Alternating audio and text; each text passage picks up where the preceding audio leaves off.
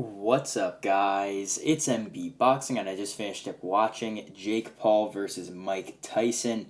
And this was an 8-rounder in the heavyweight division. And it was obviously 2-minute rounds instead of 3-minute rounds. But this fight was Friday, November 15th from the AT&T Stadium in Arlington, Texas. And this fight was broadcasted on Netflix. And in this fight, Jake Paul was able to defeat Mike Tyson via a wide unanimous decision.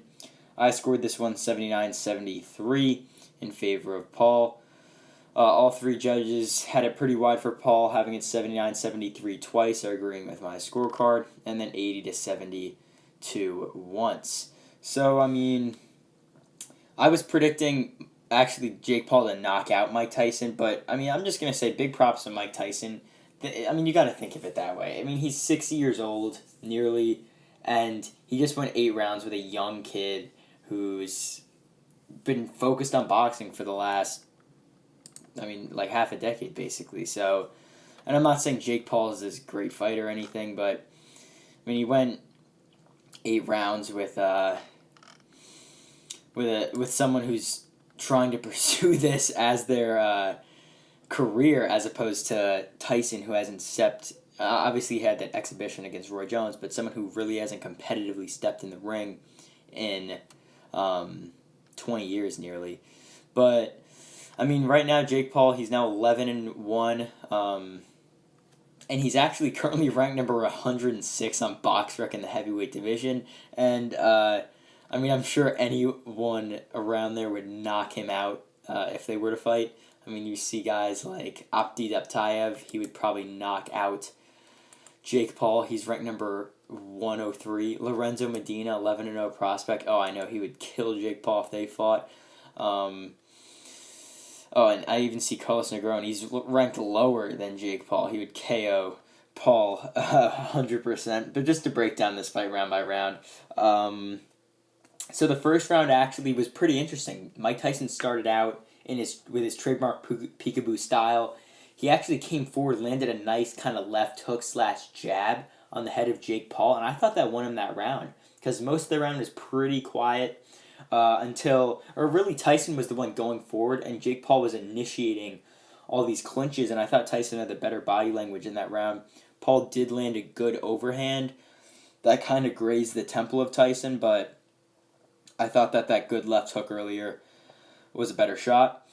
So I gave that one to Tyson. Then round number 2, I just thought that Paul just had a lot more jabs really in that round. I thought that Tyson was much less dangerous than he was in the first. It was much more quiet. And really, after that, every round was pretty much the same.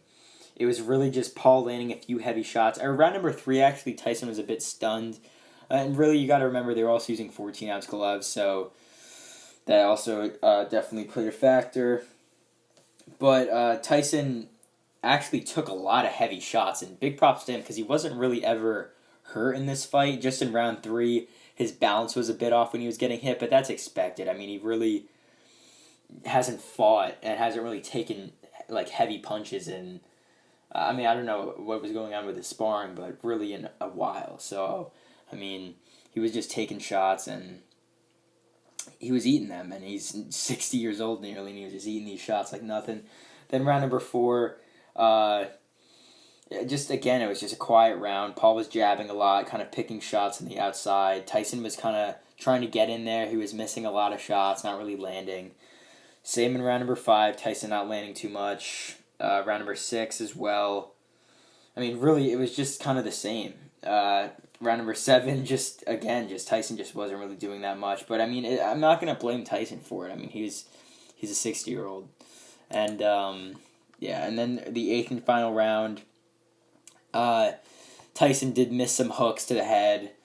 Jake Paul again was just jabbing, trying to land a few combinations on Tyson, but yeah, Jake Paul clearly won this fight, but I don't really make this of much. I really don't make too much of this performance from Jake Paul.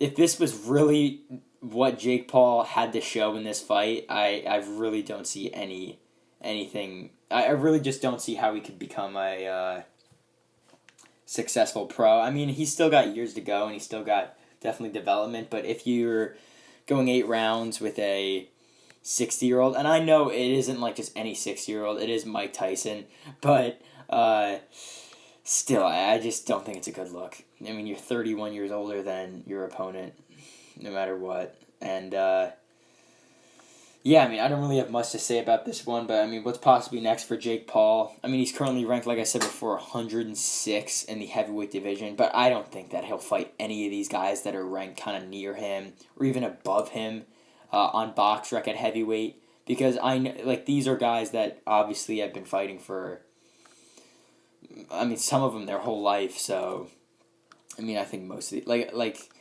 the page right below Jake Paul. Jake Paul is currently listed on page 3 of the rankings on BoxRec.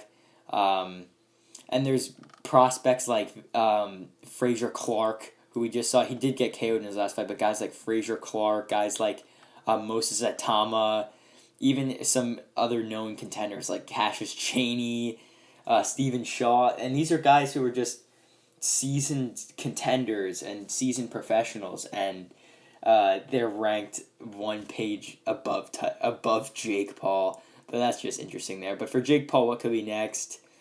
I mean, I don't really know. Maybe he could rematch Tommy Fury, his one defeat. Maybe we could see him maybe fight another pro boxer. I don't know. I mean, possibly another MMA fighter. Maybe a Conor McGregor fight, something like that. Who knows? But, I mean, Jake Paul, I mean, really for him, his career is just a lot of back and forth. Could be nonsense, could be a pro fight, could be an MMA fighter, whatever. But for Mike Tyson, I mean, I think this was just the payday that he was going to get, and he's just done. I mean, he was either making, like, I think between, like, 20 to 40 million for this fight, so yeah. And I mean, I saw an interview before this fight. I mean, he really doesn't care at all about legacy or anything, so I'm sure he just cares that he was able to go in there, try his best for 8 rounds, make 20 million, and yeah, move on. But Tyson still doesn't take anything away from his career. Still a legend. Still one of the all-time great heavyweights. But it does suck seeing a loss to someone like Jake Paul in his resume.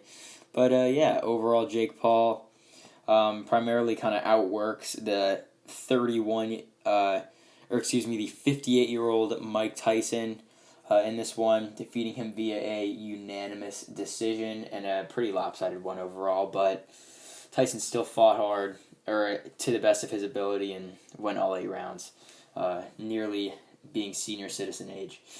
That's really it. I'm MB Boxing. Thanks for watching, and I'll see you guys later.